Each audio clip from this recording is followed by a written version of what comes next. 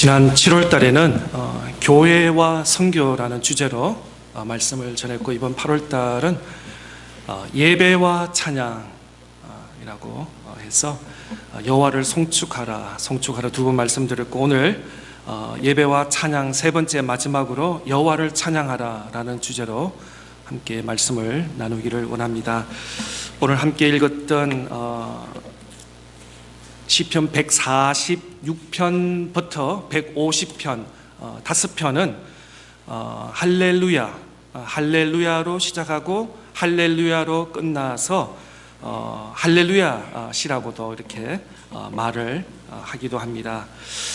그런데 이 146편에서 150편의 말씀을 보면은 보통 다윗이 많은 분량의 시편을 기록했고, 자기의 어떤 삶과 인생과 고난과 어려움이 어려워서 하나님 도와주세요 라는 내용보다는 146편에서 150편의 할렐루야 시는 인간의 어떤 기쁨과 좌절과 어려움 이런 내용이 아니라 오직 하나님께 찬양, 하나님께 영광, 하나님께 집중되는 내용이 기록한 것을 보게 됩니다. 그래서 할렐루야 시라고도 하고, 하나님께만 의지하고 초점을 맞추는 그런 의미에서 아마 이 시편이 언제 기록이 되었냐라고 할 때 많은 신학학자들은 포로 이후에, 노예 이후에, 포로 이후에 지었다라고 많은 학자들이 그렇게 공동을 선언을 하고, 유다 백성들이 바벨론에서 70년 동안 포로 생활 후에 본 이스라엘로 돌아오는 기쁨을 말로 표현할 수 없는 그런 것을 기록한 시가 바로 오늘 함께 읽었던 시편 146편입니다. 어떤 면에서는 인생에서 밑바닥, 정말 어려움과 좌절과 하고 나서 이제는 집으로 돌아가는 그런, 만약에 아이들 학교에서 만약에 모든 학교, 대학교 과정을 다 마치고 이제 팩을 하고 집으로 돌아가는 그런 감격과 기쁨, 아마 그렇게 우리가 좀 비슷하게 생각도 할 수 있을 것 같습니다. 이제는 노예와 포로를 다 마치고 나의 고향인 이스라엘로 돌아갈 수 있고, 나의 민족과 나의 이웃과 함께 가서 이전처럼 하나님 말씀을 토라를 읽으면서 하나님께 아침마다 저녁마다 예배할 수 있는 그 감격과 기쁨을 상상하면서, 그러면서 지었던 시, 할렐루야 시인 것입니다. 우리 말의 습관이 굉장히 중요합니다. 우리는 이 땅에 살면서, 특별히 우리 초창기, 지금도 그럴 수도 있지만 이민자로 살면서 얼마나 힘들었습니까? 문화도 틀리고 언어도 틀리고 직종 일하는 것도 틀리고 모든 것이 뒤바뀌고, 그렇기 때문에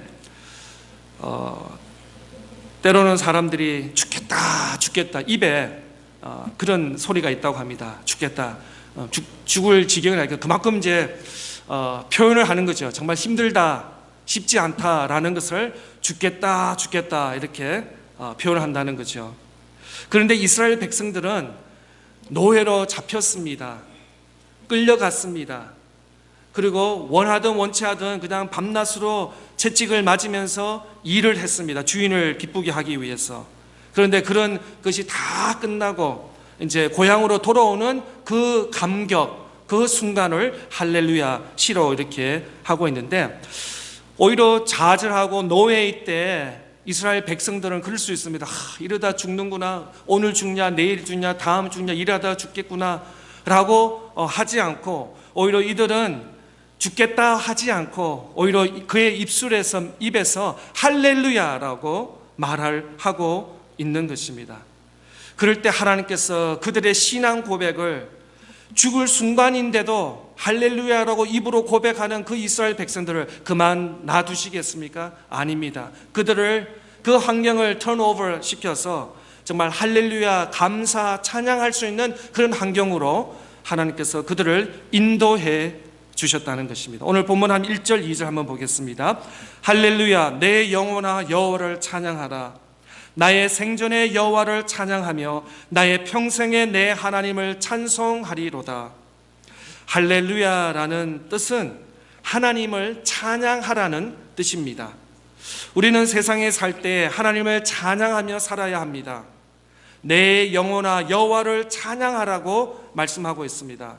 바로 지금은 찬양하지 못할 환경에 있다 할지라도, 지금은 희망이 없고 앞에 깜깜한 터널을 지나가고 있다 하더라도, 가난과 공포 속에 있고 어려운 속에 있다 할지라도, 우리 믿는 사람들은, 믿는 믿음의 성도들은 찬양해야 될 줄 믿습니다. 우리 손에 뭐가 이렇게 삶이 편안하면은 만사 오케이, 만사 형통이면 감사 찬양이 나올 수 있습니다. 그런데 삶이 힘들면은 그냥 배고프다, 아프다, 죽겠다, 이런 우리 입술에서도 원하든 원치 않든 불평이 나올 수 있습니다. 그런데도, 그런 순간에도, 찬양할 수 없는 순간이라도, 그런 환경이라도 찬양하라 라고 시편 기자는 우리에게 말씀하고 있습니다. 왜냐하면 찬양은 지난 감사의 말씀의 주제도 마찬가지인데, 감사는 환경이 아닙니다. 내 손에 수하에 많은 것이 있으니까 하나님 감사합니다. 내 손에 보이는 것이 아무것도 없으니까 no thank you, 감사가 없는 것이 아니라, 찬양도 마찬가지입니다. 환경에 모든 일이 잘 되기 때문에 하나님께 찬양, 일이 잘 안 되니까 no 찬양이 아니라, 보이든 보이지 않든 찬양할 수 있는 환경이든 찬양할 수 없는 환경이든 어떤 환경이든 찬양과 감사는 신앙의 고백인 것입니다. 하나님과의 만남인 것입니다. 하나님께 대한 찬양의 고백인 것입니다.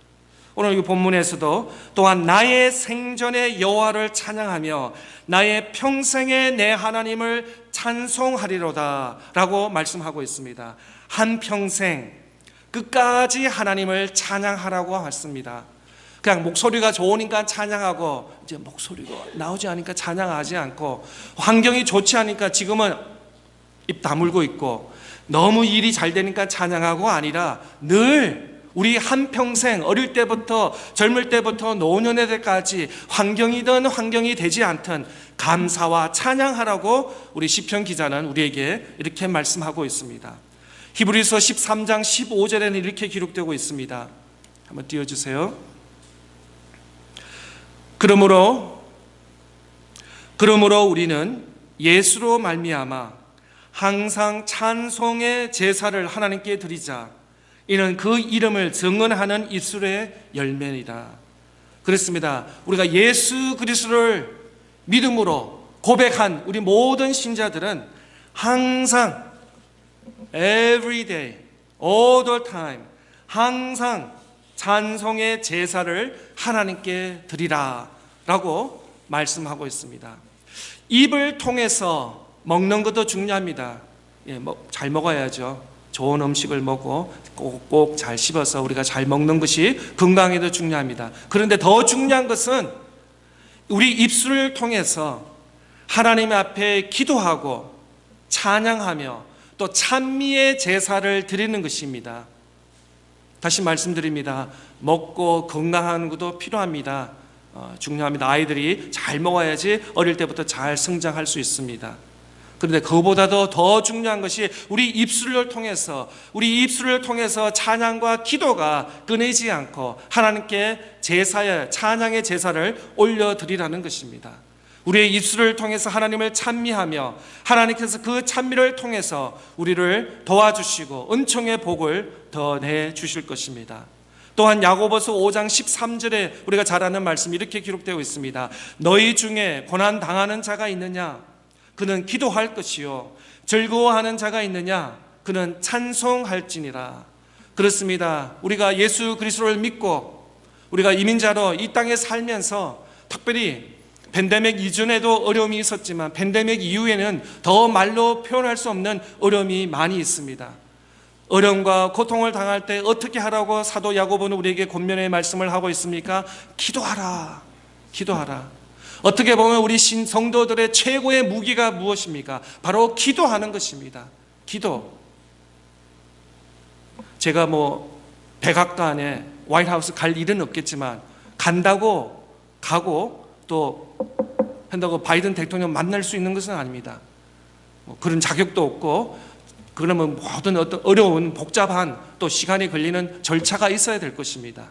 그런데 미국 대통령보다 더 위대하고 더 뛰어난 우주 만물을 창조하시고 전능하신 하나님께 우리 모든 믿음의 성도들은 언제든지 24/7, 365 밤낮 할 것 없이 지금 먼데는 오프니까 다음에 오세요 라는 그런 거 하는 것이 언제든지 하나님께 직통으로 하나님께 간구하고 기도할 수 있는 그런 신앙의 자격이 가지고 있는 분이 바로 저와 여러분인 줄 믿습니다. 항상 어려움과 고난 속에서 기도할 수 있다는 것입니다. 기도하는 것이 얼마나 감사한지. 때로는 우리가 내 힘과 내 노력으로 내 계획으로 안 되는 일이 많이 있더라고요. 저도 인생을 그렇게 많이 살지는 않지만 내 생각대로 내 방법대로 안 되는 일들이 있더라고요. 그럴 때 어떻게 합니까? 하나님이 개입해 주셔야 됩니다. 하나님께서 인터빈 해 주셔야 됩니다. 하나님께서 도와주셔야지 그 어려운 순간을 우리가 헤쳐나갈 수 있고 이겨나갈 수 있는 것입니다. 기도. 다른 거는 다 잊어버려도 기도의 무기를 항상 가지고 계시기를 바랍니다. 언제든지 주일뿐만 아니라 월, 화, 수 아무 때나 낮이든 밤이든 언제든지 어려운 순간에 기도할 때 우리 주님께서 응답해 주신다고 말씀하셨습니다. 야고보서 5장에 계속 읽어나가면 믿음의 기도는 우리를 죄를 용서해 주시고 구원에 이르기까지 하여 주시고 더 나아가서 병든 영혼을 우리를 치료해 주신다고 약속해 주셨습니다. 고난 당할 때 기도하라고 하고 더 나아가서 감사와 즐거운 일일 때 하나님을 찬양하라고 했습니다. 그런 의미에서 우리의 찬양과 찬송은 신앙과 믿음인 것입니다.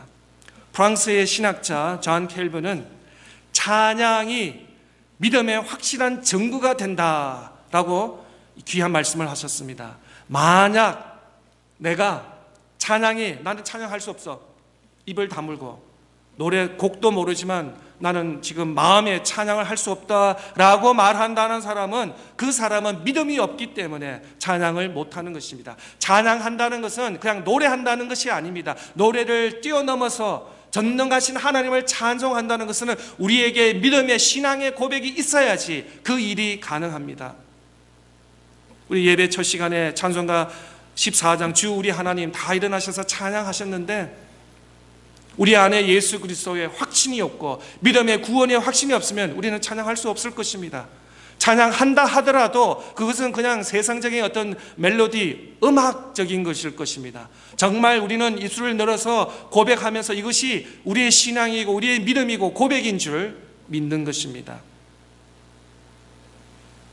또 독일의 종교개혁자 말틴 루터는 찬양은 마귀를 쫓는 최고의 사단이다. 우리가 찬송하고 찬양할 때 악한 마귀가 한 길로 왔다가 7길로 도망간다고 말씀하고 있습니다. 그렇습니다. 때로는 무서울 때, 때로는 두려울 때, 때로는 불확신할 때 어떻게 해야 됩니까? 하나님의 말씀을 읽고 또 내가 잘 알고 있는 요한복음 3장 16절이라든지 이런 말씀을 외우든지 아니면 찬송과 복음 찬양을 하세요. 찬양을 하다 보면은 내 마음의 두려움이 사라지게 됩니다. 그 찬양의 곡처럼 담대함을 얻게 되는 것입니다. 자신감이 있게 되는 것입니다. 왜 그럴까요? 찬양의 고백이기 때문에. 찬양할 때 하나님께서 미러클하게 우리의 역사하여 주셔서 우리의 두려움과 이런 염려들이 다 사라지게 해 주시는 것입니다. 찬양은 또 곡조 있는 기도라고 합니다. 내 영혼 깊은 곳에서 나오는 신앙 고백입니다. 그래서 시편은 말씀이고 기도고 또 거기다 음을 넣으면은 찬양이 되는 것입니다. 말씀과 찬양과 기도. 이 찬양할 때 바로 우리의 신앙의 고백이 되는 것입니다. 하나님을 부르는 찬송은 하나님께 감사와 영광을 돌리게 되는 것입니다. 또 찬양하라 이 단어는 시편에서 suggestion이 아닙니다. 환경이 있고 목소리가 되고 자세가 될 때 찬양하는 것이 아니라 찬양은 명령인 것입니다. 명령. 환경이 되지 않고 지금 금방 일어나서 목이 컨디션이 좋지 않는데도 하나님께서는 Praise the Lord, 찬양하라 라고 우리에게 명령하고 있습니다. 하나님을 찬양하는 것이 믿는 이들의 마땅한 의무라는 것입니다. 오히려 여기서 조금 더 나아가서 우리 인간이, 저와 여러분이 이 땅에서 창조되었고 오늘 또 호흡을 하고 오늘 또 이 예배 자리에 나와서 예배 드리는 이 모든 일을 종합적으로 한마디로 하면은 우리는 이 땅에 태어나고 존재하는 이유가 뭐냐면은 하나님을 찬양하기 위해서, 여호와를 찬양하기 위해서 저와 여러분이 존재한다고도 감히 말할 수 있는 것입니다. 이것이 어떤 면에서는 최고의 신앙 고백인 것입니다.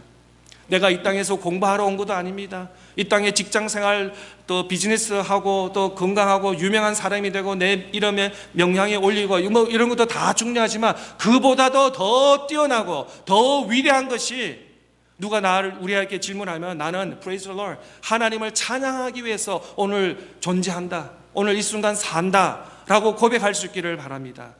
그것이 우리의 최고의 신앙의 고백인 줄 믿습니다. 하나님을 찬양한다는 것은 단순한 것이 아닙니다. 우리 믿는 성도는 찬양과 노래에는 차이가 있습니다. 세상 사람들은 뭐 K-팝이라든지 뭐 댄스하고 뭐 여러 가지 사람들을 흥분하게 하고 그래서 콘서트 티켓 50불 100불 주면서 콘서트를 보러 가고 있지만 우리는 노래 이상인 것입니다. 우리는 노래하는 사람이 아닙니다. 우리는 찬양하는 것입니다. 누구를 찬양합니까? 하나님, 여호와 하나님을 찬양하는 것입니다. 그래서 오늘 주일날 찬양대와 예배 순간에 노래 찬양하는 것이 그 어느 콘서트보다도 어느 그 유명한 스테이지보다도 더 위대한 찬양인 줄 믿습니다. 그의 대상이 바로 하나님이시기 때문에, 그런 의미에서 우리 믿는 성도들은 매주일 같은 장소, 같은 시간에 우리 주일 예배를 하나님 앞에 예배를 드립니다. 어떻게 되면 매주일 반복되고 또 예배 순서도 뭐 크게 별 차이가 없는 어떤 repetition, repeating하는 그렇게 느낄 수도 있지만 그 가운데 하나님께서 저와 여러분의 예배를 받으시고 찬양을 받으신다는 것입니다. 나의 생전에 내가 살아있는 동안 계속 반복적으로 하나님을 찬양한다. 여기서 2절에 나의 생전의 여호와를 찬양한다는 것은 우리가 살아있는 동안, 태어나면부터 죽는, 주님께 돌아가는 그 순간 계속 반복적으로, 그래서 어떻게 보면 매주 예배 드리는 것이 어떻게 보면 리피팅 하는 것 같고 반복되는 것 같지만 그렇지 않습니다. 우리가 해야 할 사명이 바로 예배를 드리고 더 나아가서 하나님께 찬양을 드리는 것입니다. 반복적으로, 계속적으로, 계속. 그런데 우리는 하나님을 누구인지 알아가기보다는, 또한 하나님의 지향하시는 그 시선을 바라기보다는 우리는 세상을 더 알기를 원합니다. 우리의 욕심을 지향하는 대로의 삶을 살고 있지는 않습니까? 그런 의미에서 3절 4절 말씀이 이렇게 기록되고 있습니다. 귀인들을 의지하지 말며 도울 힘이 없는 인생도 의지하지 말지니 그의 호흡이 끊어지며 흙으로 돌아가서 그날에 그의 생각이 소멸하리로다. 여기서 귀인이라는 말은 시편에 여러 번 걸쳐 나오고 있습니다. 지위가 높고 권력이 있는 사람들이라고 표현하고 있습니다. 결국 하나님의 주권, 하나님 아래에 있는 모든 강조되는 뜻인 것입니다. 시편 기자는 우리에게 말합니다. 사람들을 의지하지 말라. 힘있고 권력이 있는 사람들, 그 사람 의지하지 말고 오히려 힘이 없는 인생들을 의지하지 말고 우리를 도와주시고 살려줄 수 있는 여호와 하나님을 의지하라 라고 3절 4절에는 우리에게 말씀하고 있습니다. 아담과 하와도 범죄로 신뢰해야 하나님을 신뢰하지 않았습니다. 그들을 창조하시고 그들을 에덴 동산에서 뛰어놀게 하여 주신 그 여호와 하나님인데 뱀의 유혹에 빠져 하나님을 신뢰하지 말고 못하고 하나님 말씀에 순종하지 않고 죄를 범하게 되었습니다. 또한 이스라엘 백성들도 마찬가지입니다. 애굽을 탈출하면서 광야에서 먹을 거 없고 죽을 수밖에 없는 그 이스라엘 백성들을 밤마다 낮마다 항상 지켜주신 그 하나님의 손길을 잊어버리고 죄를 반복적으로 한 것이 바로 이스라엘의 역사인 것입니다. 시편 시인은 도울 힘이 없는 인생을 의지하지 말고 하나님을 붙잡으라는 것입니다. 하나님을 의지하라는 것입니다. 왜 사람을 신뢰하고 의지하면 안 됩니까? 그들은 사람은 구원할 수 없기 때문에, 우리를 진정한 의미에서 도와줄 수 없기 때문에, 또한 기인들은 결국 죽게 말고 그들의 계획도 그들과 함께 소멸되기 때문에, 그래서 인생을 그렇게 의지하지 말라는 것입니다. 의지할 것은 주권자 하나님을 의지하라는 것입니다. 그래서 본문에 그러면 누구를 의지하라는 것입니까? 5절 말씀 보겠습니다. 야곱의 하나님을 자기의 도움으로 삼으며 여호와 자기 하나님에게 자기의 소망을 두는 자는 복이 있도다. 왜 본문에서 하필이면 야곱의 하나님을 표현했을까요? 야곱의 뜻은 형 에서의 발꿈치를 잡고 태어나서 발꿈치를 잡다라는 그런 의미가 있습니다. 야곱은 태어날 때부터 인생 자체가 무언가를 잡기 위해서 살아왔습니다. 자신의 이익, 자신의 욕심, 가족을 속이기까지 하고 속셈을 부리면서 무언가를 계속 붙잡으려고 하는 그런 야곱인 것입니다. 그런데 이 야곱만 야곱이 아니라 야곱이 우리의 모습이라는 것입니다.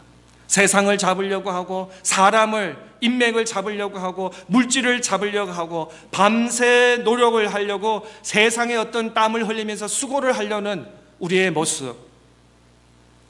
신약 성경에 가서 누가복음 5장 5절의 말씀에 이렇게 기록되고 있습니다.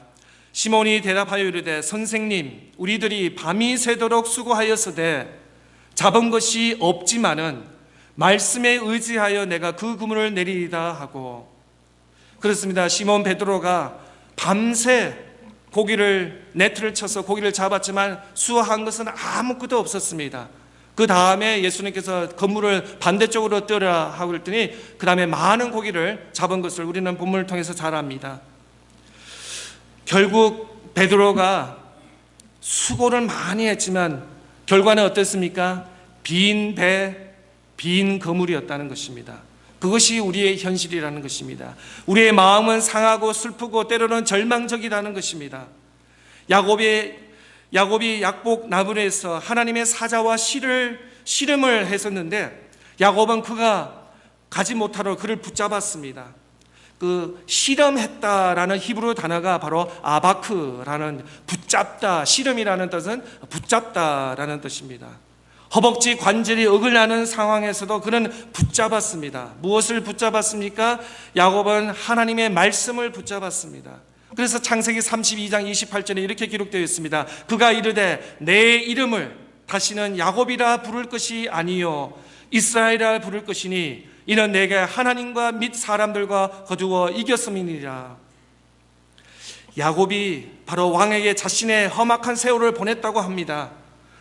그 힘들고 험악한 인생 가운데 야곱은 붙잡은 것은 결국 하나님이었습니다. 자신의 인생을 걸고 주님께 매달리고 붙잡은 사람이 아니라 나중에는 세상을 잡았습니다. 또 사람도 의지해 봤습니다. 뭔가 다 해봤습니다. 그러나 남은 것은 아무것도 손에 수화가 없었습니다. 그 다음에는 나중에는 하나님을 붙잡았습니다.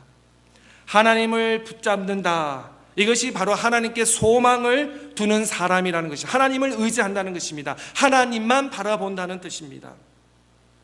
그러나 더 중요한 것은 야곱이 하나님을 붙잡은 것이 아닙니다.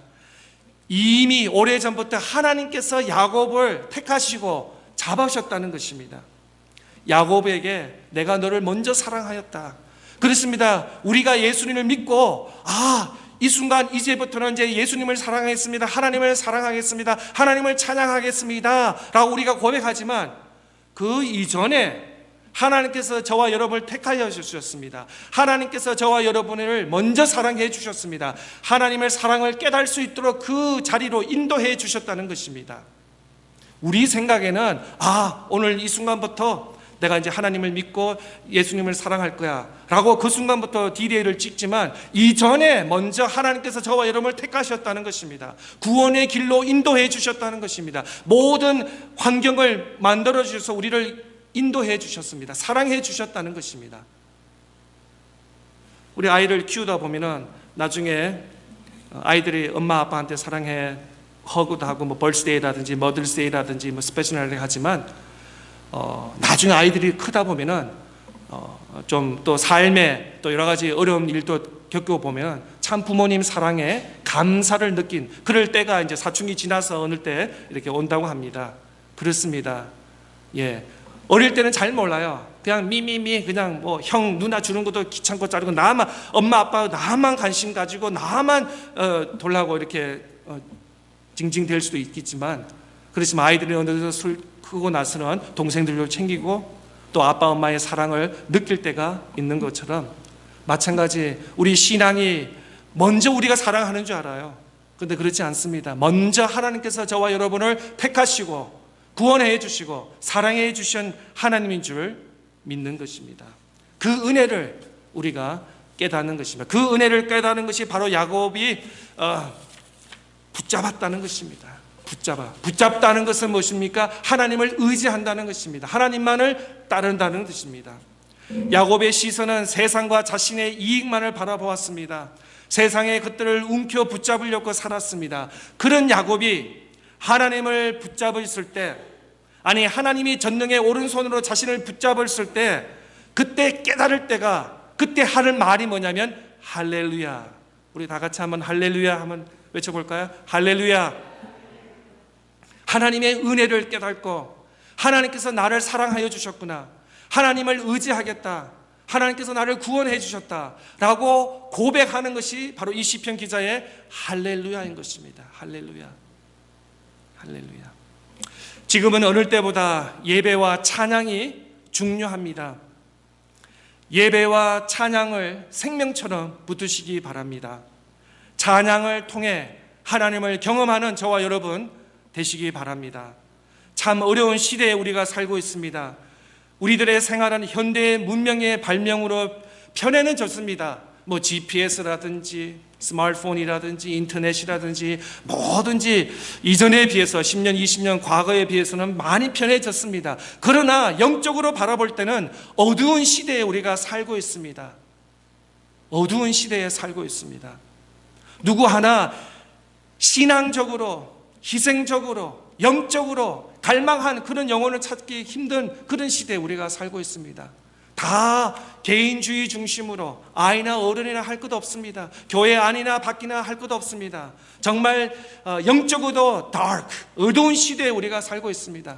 다 me satisfaction, 나의 만족을 위해서 살고 있는 그런 시대에 우리가 살고 있습니다. 더 나아가서 미국뿐만 아니라 전 세계가 경제적으로, 정치적으로, 안정적으로 정말 어려운 시대에 우리가 살고 있습니다. 그러나 우리에겐 소망이 있습니다. 하나님의 약속의 말씀이 우리에게 있습니다. 주님이 우리와 함께 하십니다. 주님이 말씀하십니다. 볼지어다 내가 세상 끝날까지 너희와 항상 함께 있으리라. 이 약속이 이 하나님의 말씀입니다. 우리는 때로는 약속을 하면서 까먹어서 하면서 우리가 실수할 수 있습니다. 그러나 하나님께서 입으로 뱉으신 말씀은 반드시 지키십니다. 지키시는 약속의 말씀 붙잡고 오늘 이번 한 주간 또 승리하는 저와 여러분 다 될 수 있기를 축복합니다. 우리 다 같이 일어나셔서 함께 찬양하시겠습니다.